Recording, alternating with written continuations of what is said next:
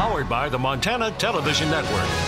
This is the 530 News on Q2, Montana's news leader. Good evening and thanks for joining us tonight. I'm Jay Cohn. Janelle Slade is on assignment this evening. U.S. Interior Secretary Ryan Zinke moves to extend a mining ban along the border of Yellowstone National Park. With the stroke of his pen today, some 30,000 acres of federal lands near Yellowstone now off limits to mining for the next 2 decades.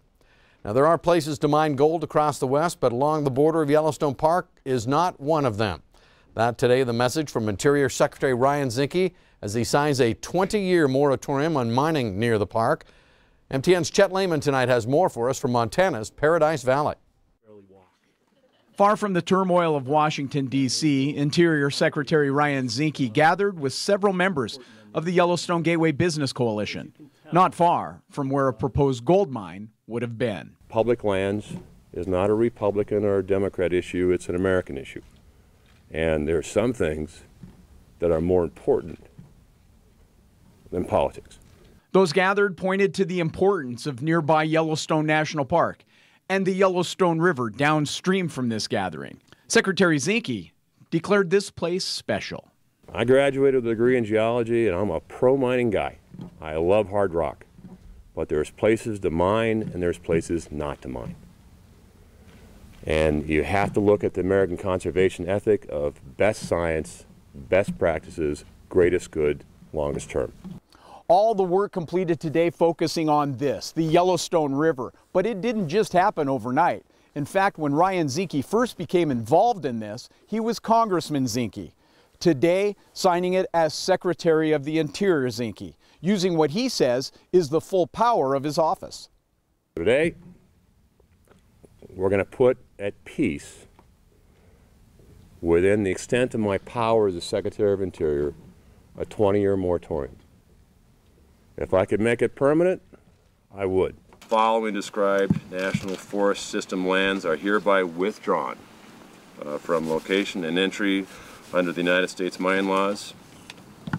Signed, Ryan Zinke, Secretary of Interior. Zinke noted a permanent decision would have to come from Congress. In the Paradise Valley, Chet Lehman, MTN News. Thank you very much, Chet. Now, supporters and opponents of that mining ban were also on hand for today's big announcement, on hand to voice their own opinions. And among the opponents, the CEO of Lucky Minerals himself.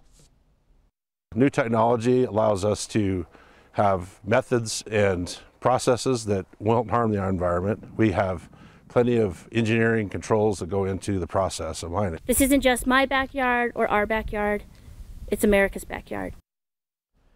And we should point out that a bill is currently moving through the U.S. Senate that would change Secretary Zinke's mining ban for the Yellowstone area from a temporary ban to a permanent one. In this election year, Montana has only 3 contested races for statewide office on the ballot. And while the U.S. House and Senate races are grabbing nearly all the attention, the 3rd statewide race is flying well below the political radar, that being the race for clerk of the Montana Supreme Court. Tonight, MTN's chief political reporter Mike Dennison brings us a closer look at this contest and why it matters. The office of Clerk of the Montana Supreme Court has been an elected position since Montana's statehood in 1889, and this year it's an open seat for the first time in 30 years. Longtime clerk Ed Smith is retiring, and 3 men are competing for the position: Republican Bowen Greenwood, Democrat Rex Rank, and Libertarian Roger Roots. The court clerk maintains the High Court's records and makes them available to the public. Here's how Rank describes the job. And we protect that record for the public's use and the court's use. We're also the ones who maintain the roll of attorneys. And essentially, though, what we do is we deal with the public. Every day, we're the public's face of the court. Rank has worked in the office for 24 years, including 23 years as deputy clerk, and is running on his experience.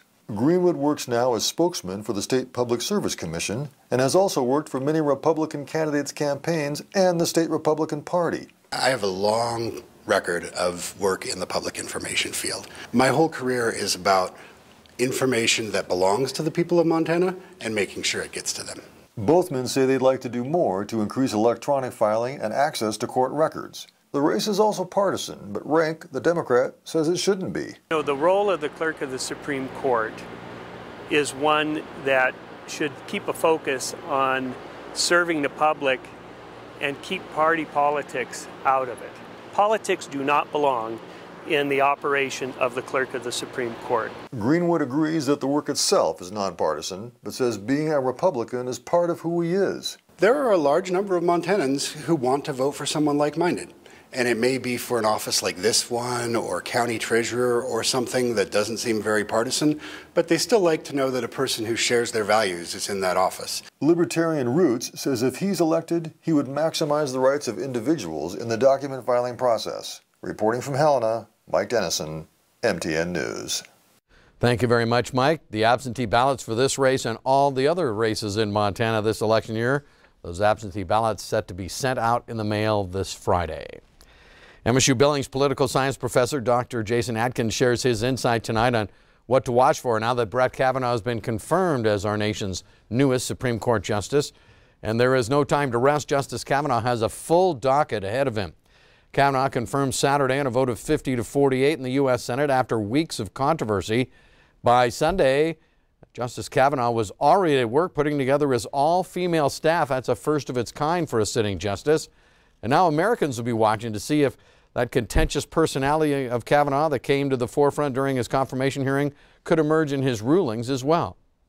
What is his demeanor on the bench? How does he question people who come before the court and argue cases? So that's something that people, I think, will be on the look for. On tap this week is a hearing before the court on immigration, plus another hearing on mandatory minimum sentences for violent offenders. Those hearings are a first chance for the nation to see if Kavanaugh aligns with the Trump administration. Still to come on tonight's 5:30 News. 30 years later, it seems history is repeating itself, at least in our debates. In a moment, we'll check out Montana's governor's debate from 1988. And in sports, Scott shows us how high Rocky jumps in your top 25 after Saturday's big win over second-ranked Southern Oregon. And coming up in weather, we've got the tale of 3 storms that are moving and kind of dancing around the Billings area and all of Montana. We'll tell you all about it coming up in 31 minutes. You're watching MTN News with Jay Cohn and Janelle Slade. Storm Tracker weather with Bob McGuire. And sports with Scott Green. This is the 5:30 News on Q2, Montana's news leader.